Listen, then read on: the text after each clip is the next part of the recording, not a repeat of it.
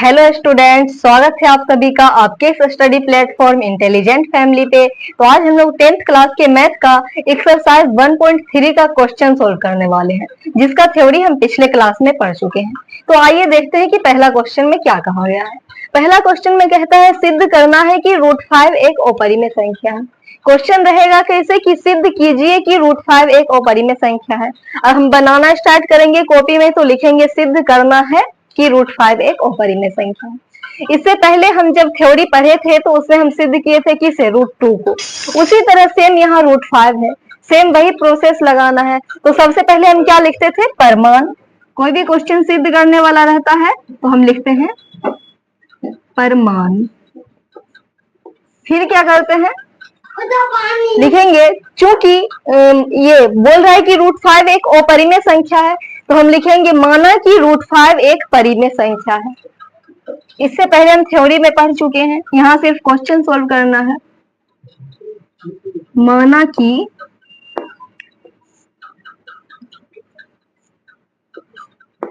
√5 एक परिमेय संख्या है, एक परिमेय संख्या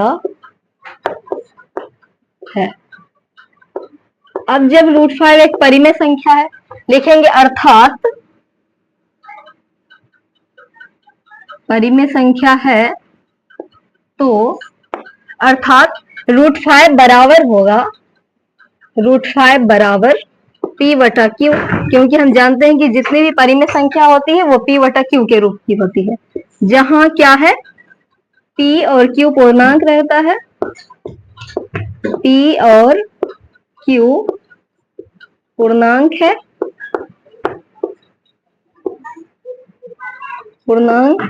है, और क्या है, q बराबर नॉट इक्वल टू 0, q 0 के बराबर नहीं।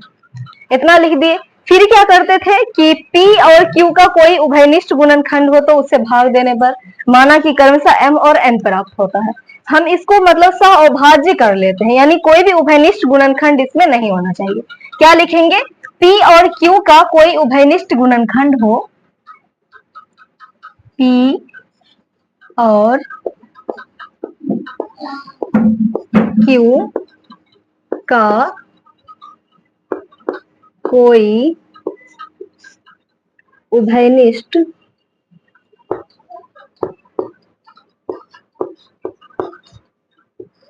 मतलब कॉमन, उभयनिष्ठ गुणनखंड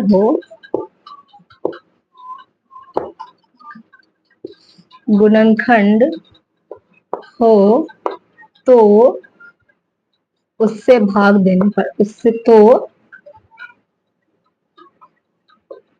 उससे भाग देने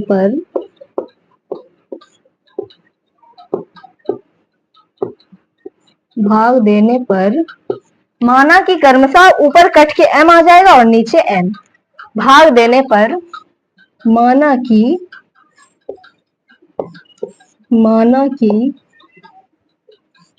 क्रमशः मतलब माना कि क्रमशः m और n प्राप्त होता है। m और कुछ भी मान सकते हैं, m और n के जगह पर a b कुछ भी ले सकते हैं। m और n प्राप्त होता है।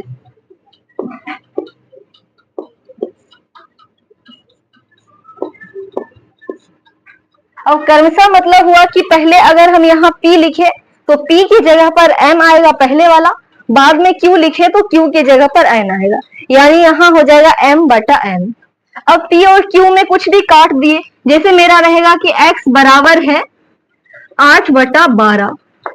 अगर हम दोनों का देखें तो दोनों में 4 आएगा, दोनों के गुणनखंड में 8 के गुणनखंड करेंगे 8 का, तो इसमें भी 4 आएगा, इसमें भी 4 आएगा, तो दोनों में उभयनिष्ठ गुणनखंड क्या हो गया, 4। तो हम 4 से भाग देंगे, 4 दूना 8, 4 दिया 12, तो इधर तो कट गया, लेकिन x जो है, जब x 8/12 के बराबर था तो x 2/3 के बराबर भी होगा, कटने के बाद जो आया उसके बराबर होगा।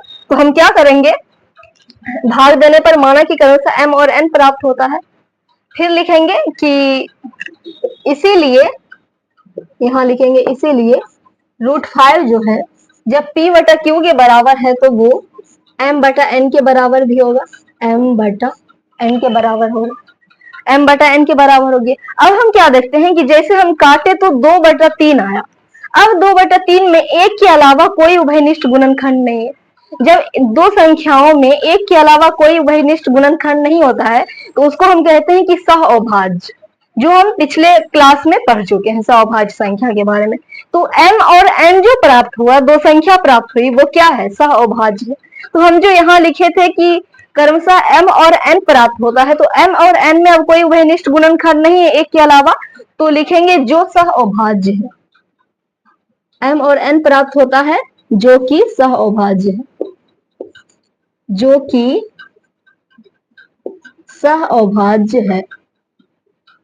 सहअभाज्य मतलब एक के अलावा और कोई गुणनखंड कॉमन नहीं उसमें, सहअभाज्य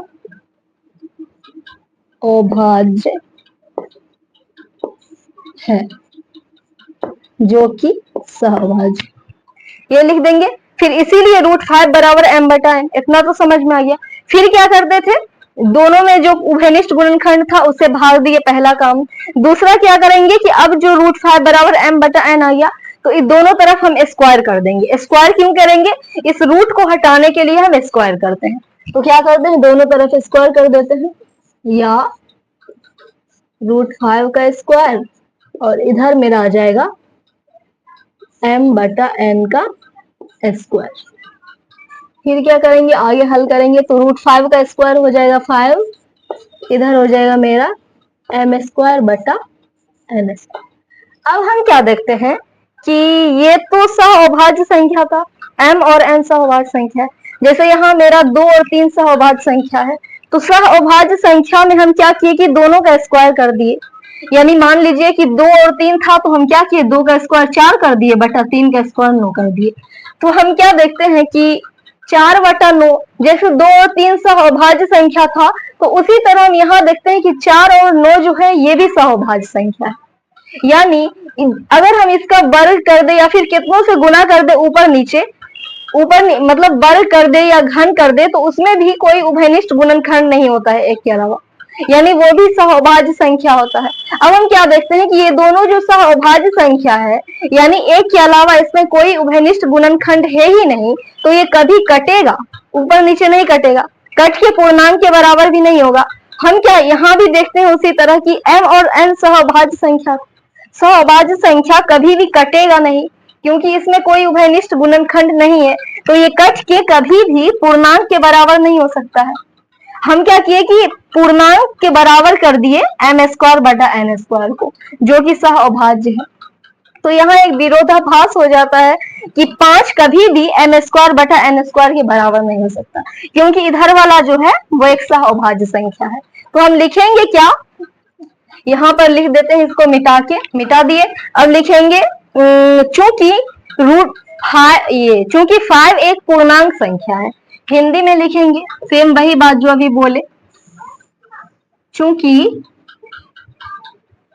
जैसे ही विरोधाभास हो जाएगा, मतलब दोनों तरफ अलग अलग हो जाएगा, तो हम हिंदी में लिखना स्टार्ट कर देंगे। चूंकि 5 एक पूर्णांक संख्या है, एक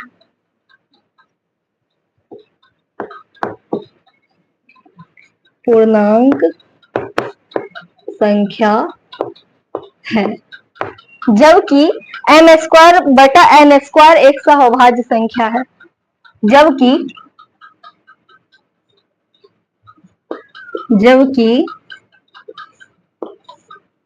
m स्क्वायर और n स्क्वायर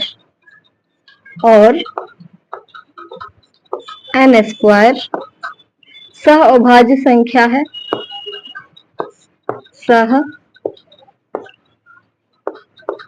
सहअभाज्य संख्या है,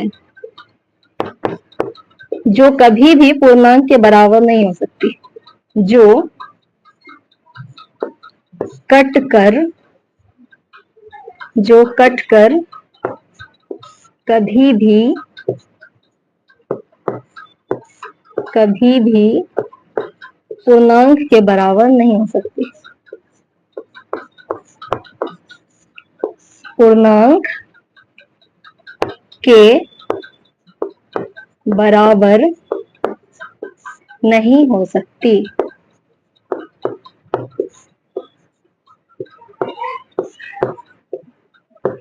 ये लिख देंगे कि ये दोनों तो आपस में बराबर हो नहीं सकती।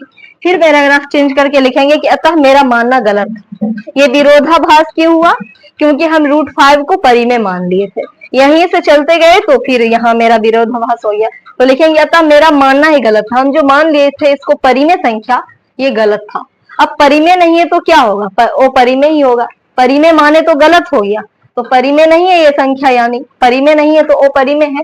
पैराग्राफ चेंज करके लिखेंगे अतः मेरा मानना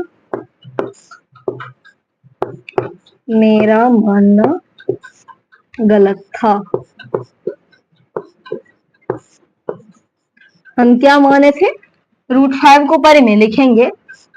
√5 गलती को स्वीकार कर रहे हैं। √5 परिमेय नहीं, अपरिमेय संख्या है। अपरिमेय संख्या है।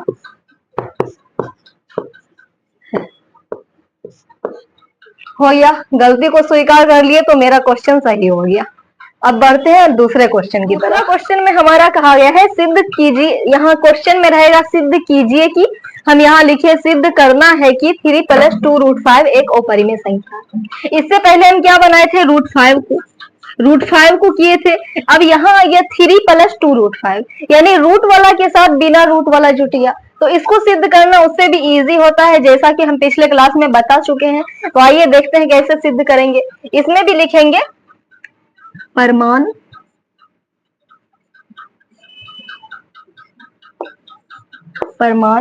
लिखेंगे। माना कि 3 + 2√5 एक परिमेय संख्या है। और परिमेय सिद्ध करना है तो क्या मानेंगे? परिमेय। माना कि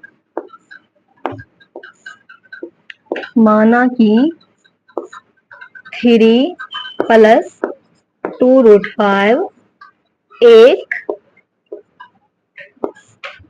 परिमेय संख्या है। परिमेय तो सिद्ध ही करना है। एक परिमेय संख्या है। अब बोलेंगे जब तुम परिमेय हो तो P/Q के रूप में होना चाहिए तुम्हें। लिखेंगे अर्थात 3 + 2√5 बराबर होगा किसके? P/Q के। और यहाँ क्या लिखेंगे? एक शर्त है कि P और Q क्या होगा? पूर्णांक होगा। P और Q पूर्णांक होगा। P और Q पूर्णांक है। और क्या है कि Q 0 के बराबर नहीं होना चाहिए, क्योंकि हम जानते हैं Q 0 के बराबर होगा तो उसका मान तो असंभव हो जाएगा, नहीं निकाल सकेंगे। तो इतना कर देंगे। फिर क्या किए थे? इससे पिछले वाले क्वेश्चन में जब सिर्फ √5 था तो हम किए थे कि P और Q का कोई उभयनिष्ठ गुणनखंड हो तो उससे भाग देने पर ये प्राप्त होता है। फिर दोनों तरफ स्क्वायर किए थे। लेकिन ऐसा क्वेश्चन आए रूट वाला के साथ बिना रूट वाला, तो उतना नहीं करना है। इसको सिर्फ इसी तरह हल करते जाएंगे। हल कैसे करेंगे? एक तरफ रूट वाला रखेंगे और एक तरफ बिना रूट वाला, यानी जितना इधर बिना रूट वाला है सबको उस साइड भेजते चलेंगे और इधर सिर्फ रूट वाला रहना चाहिए। या पहले 3 को भेजेंगे, 2√5 बराबर P/Q - 3 हो गया। या 2√5 बराबर, इसको हल करेंगे। भिन्न का घटा है तो क्या करेंगे? P तो इधर ही रह जाएगा और Q और 3 को गुना करेंगे -3Q/Q हो गया। अब ये जो 2 है ये भी बिना रूट वाला है तो इसको भी उधर भेजेंगे। 2 इधर गुना में है, उधर जाएगा भाग में, तो क्या हो जाएगा? P - 3Q/2 यहाँ आ जाएगा तो हो जाएगा 2Q। अब क्या किए, ले आए एक तरफ रूट वाला और एक तरफ बिना रूट वाला। अब कुछ नहीं करना है, अब बस हिंदी लिखना है। हम देख रहे हैं अब यहाँ क्या कि √5 जो है एक अपरिमेय संख्या है, कि हमें अब ये सिद्ध नहीं करना है कि √5 को भी दोनों तरफ स्क्वायर करके सिद्ध करते हैं कि ये एक अपरिमेय संख्या, इसको सिद्ध नहीं करना है। हमको सिद्ध करना था 3 + 2 √5 को। अब हम बोल सकते हैं यहाँ अपने मन से कि √5 एक अपरिमेय संख्या है। लिखेंगे क्या कि पहले देख लेते हैं, √5 एक अपरिमेय संख्या है, जबकि ये तो बटा वाला है, ये एक परिमेय संख्या है, और दोनों तो कभी बराबर हो नहीं सकती, इधर अपरिमेय और इधर परिमेय, कभी भी आपस में बराबर नहीं हो सकती। हम बराबर कर दिए, यहाँ मेरा विरोधाभास हो गया, तो लिखेंगे, अब हिंदी लिखना स्टार्ट करेंगे। क्या लिखेंगे, चूंकि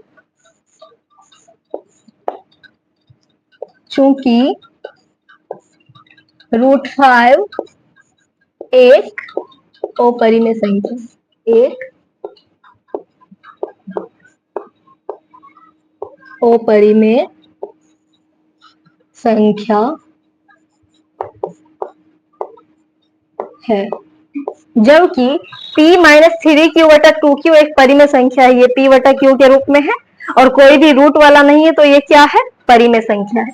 अब बोलेंगे इसके नीचे भी तो एक छुपा हुआ है, तो ये भी परिमेय हो गया, ऐसा नहीं है, यहाँ रूट वाला है तो परिमेय नहीं होगा, रूट वाला नहीं रहेगा तो परिमेय है। चूंकि √5 एक अपरिमेय संख्या है, जबकि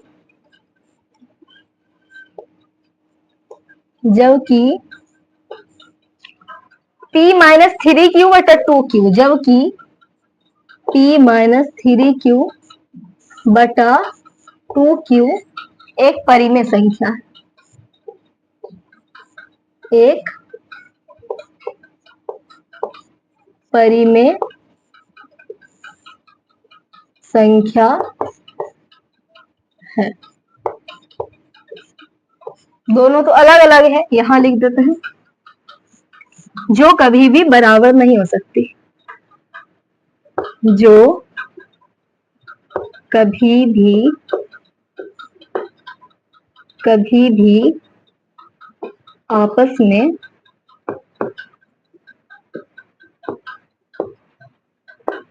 में बराबर नहीं हो सकती। हम बराबर कर दिए हैं, बराबर नहीं हो सकती। अब जब बराबर हो ही नहीं सकती, यानी हम गलत बनाए, बराबर कर दिए, तो लिखेंगे अतः मेरा मानना गलत था। पैराग्राफ चेंज करके, अतः मेरा मानना गलत था, अतः मेरा मानना गलत था। क्या था, 3 + 2 √5, 3 + 2 √5 परिमेय नहीं, अपरिमेय संख्या है, परिमेय नहीं, अपरिमेय संख्या है। तो ये क्वेश्चन बन के तैयार हो गया। तीसरा क्वेश्चन हम अगले क्लास में सॉल्व करेंगे।